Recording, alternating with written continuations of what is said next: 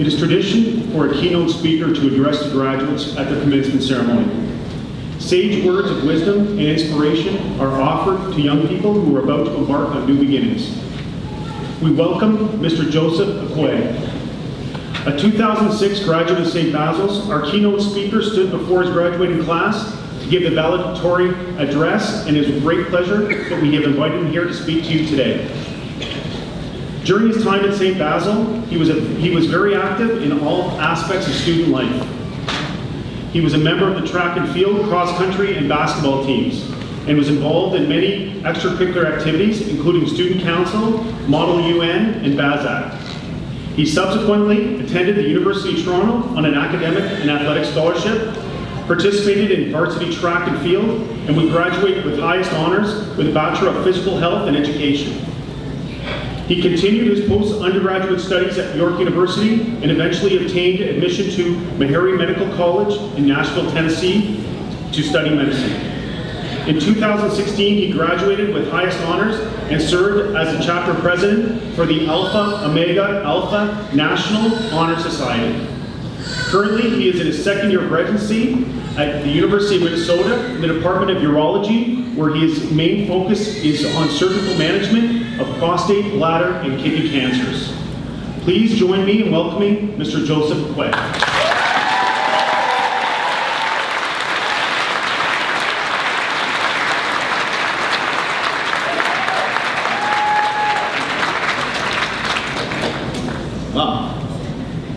Good afternoon, parents, teachers, administration, and graduates. It's such an honor to be standing here before everyone this afternoon, and I thank God for His grace and mercy which have made this possible. Listening to that introduction, it's crazy to think that 11 years ago, I was sitting in those seats, nervously anticipating the moment I would get to finally walk across the stage. During my time at Basil, I graduated as a valedictorian, I was the athlete of the year, and I was a top male student, and at a glance, all that seems very impressive. I realized, however, that with time, I forgot about those awards, I forgot about the accolades, the trophies, the medal, but what I do remember are the friends I made, the experiences I've had, and the lessons I learned. So when Ms. Rosario asked me to be the keynote speaker for today, I was very excited, but I immediately thought, what am I going to say to everyone before I end up on Snapchat or Instagram with the hashtag boring speech, hungry, or is it over yet? And I came up with nothing, so thank you for your time. On a serious note, as mentioned earlier, I learned many lessons during my time at St. Basil the Great, and many more lessons in university and beyond. And I think these lessons are the most useful things I can give you. Because if you're anything like me, you're probably experiencing a mixture of emotions. Excitement, relief, nervousness, hunger. Yeah, hunger was the main one for me actually. Whether you're going to college, university, trade school, entering the workforce, or coming back for an extra year, there's a degree of uncertainty. Because think about it. Up until now, you've all been ushered through a seemingly never-ending stream of school. The days got longer, the naps and recess were no longer included, and suddenly you're on the cusp of adulthood. I wish I could throw in a nice motivational quote right about now, but I grew up in Rexdale, and I learned to keep it real. You know? So, is that okay? Can I keep it real with everybody? Alright, good. So I think the best way to communicate these lessons I mentioned are to tell you a little bit about myself and my time at St. Basil. And first off, I actually wanted to go to Don Bosco, since all my friends were going there. My mom, on the other hand, had different plans, and if any of you have immigrant parents, you know that the argument is a losing battle. For me, I pleaded my case, and my mom responded with, "Oh, you're not going to Don Bosco." So, I didn't go to Don Bosco. So I show up my first day, not knowing anyone that well. Pants are pulled up to my waist, shirt's tucked in, got it buttoned up, and got a big old backpack. Yes, as you can guess, I was the coolest kid at school that day. So that brings me to my first lesson. New beginnings can be rough. You are all going to be in a very new situation and will likely experience this in some form. And you can respond in one of two ways. You can be yourself and let things work themselves out, or you can try to conform and fit in. And for me, I tried to fit in, acted out a bit, and without getting into detail, I ended up failing grade 9 French. And people are always surprised when I tell them I failed something. And I tell them I got an 82, and they're like, that's not a fail. I'm like, no, 82 backwards.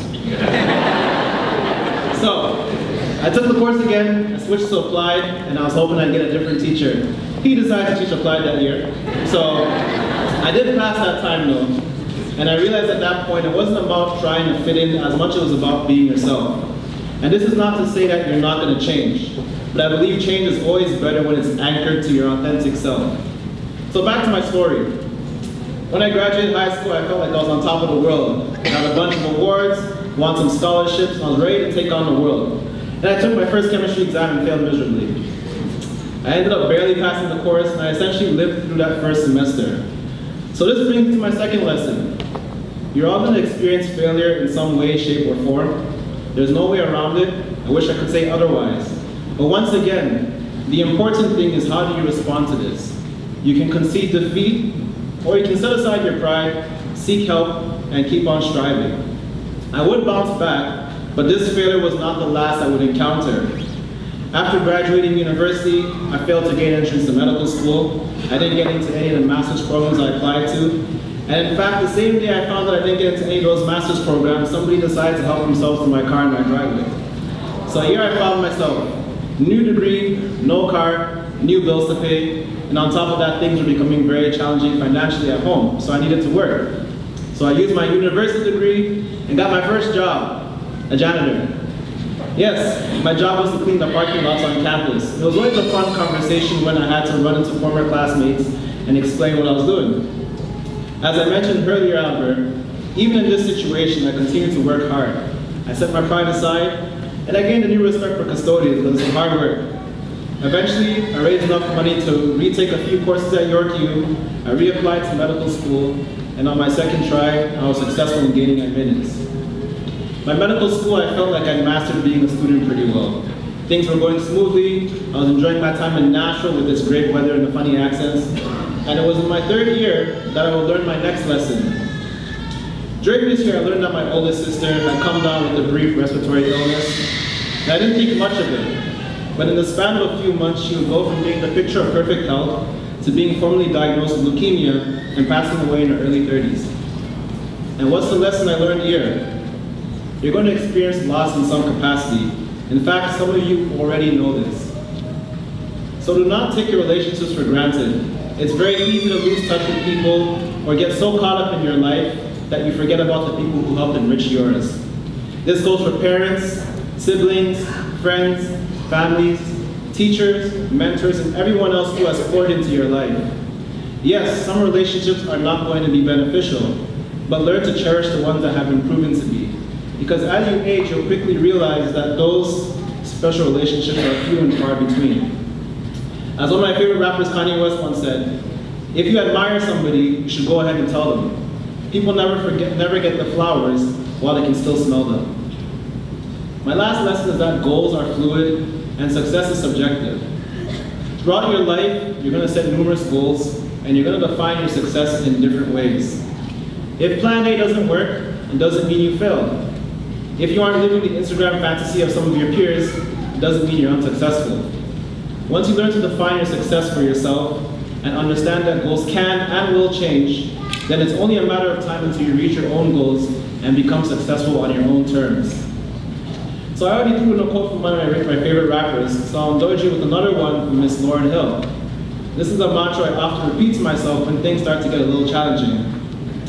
She says, let me be patient, let me be kind, make me unselfish without being blind. I may have faith to make mountains fall, but if I lack love, then I am nothing at all. With that, I want to close.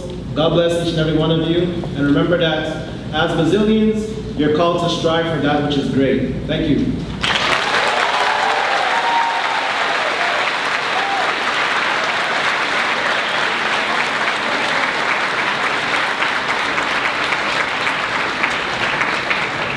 On behalf of the St. Basil's community, we'd like to thank Joseph for his inspiring message to the graduates.